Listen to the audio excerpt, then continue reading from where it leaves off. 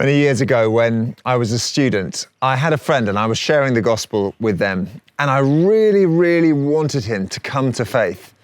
I so desperately wanted him to give his life to Christ that I encouraged him to pray a prayer of commitment before he was ready. Well, unsurprisingly, that faith, whatever it was, didn't last very long. I was trying to do God's work when it was only his job, not mine. In our reading this Sunday, we looked at that moment when Jesus' betrayer, Judas, comes to get him in the garden. And he approaches Jesus, kisses him, and identifies him. And those standing there around Jesus, one of them takes out his sword and he strikes the ear of the chief priest's servant. But Jesus says to him, "Put your sword away. Put your sword away." Of course, Jesus is on his own unique mission on that day. He's going to the cross. The scriptures need to be fulfilled, and that process needs to run its course. But in a sense, what Jesus was saying on that day was teaching us all something of Jesus' way, the way of the cross, not the way of the sword. As Christians, sometimes we need to be bold. Sometimes we need to fight.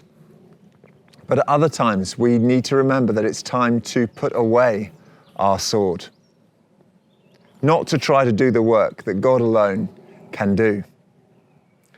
I'm reminded at the moment where we've got a couple of high-profile scandals in the Christian world in our news wires.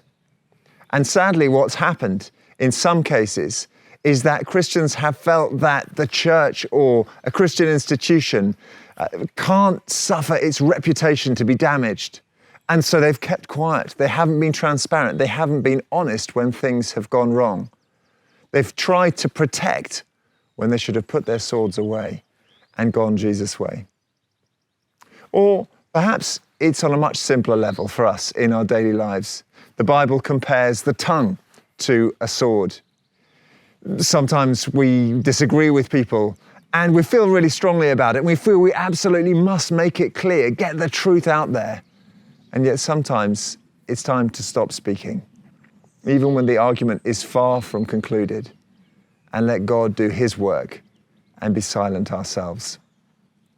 I wonder what it's going to look like for you this week to put away your sword, if that's something that God is calling you to do. A few notices to share with you. The first one is all about Easter. We've got a whole range of services happening around the Easter weekend, beginning on Maundy Thursday at 8 p.m. here in the church. Then on Good Friday, we've got an all-age service at 10 a.m. and a more reflective one at 2 p.m. in the afternoon. On the Saturday, later on at 7 p.m, we've got evening prayer. And then on Sunday, throughout the day, we've got two services at our normal times, 10:30 and 6:30 in the evening. Secondly, let me say to you, going back to the Good Friday, Emily and I would love to invite you to come to an open house and garden at the vicarage between 3:30 and 5 p.m. on Good Friday. Do let us know via the link in the description below if you're able to attend to that. And finally, I'd like to just make a call out for anyone who would be able to help us with a couple of key volunteering roles. We'd love it if, first of all, you could help join our team of drivers who are able to get those people who can't make it to a Sunday morning service here by driving them. The second team that I'd love to highlight is our rock team. We'd love to have more volunteers who could join us in our ministry to young people and children. And finally, our tech and production team would love to have others to join them too.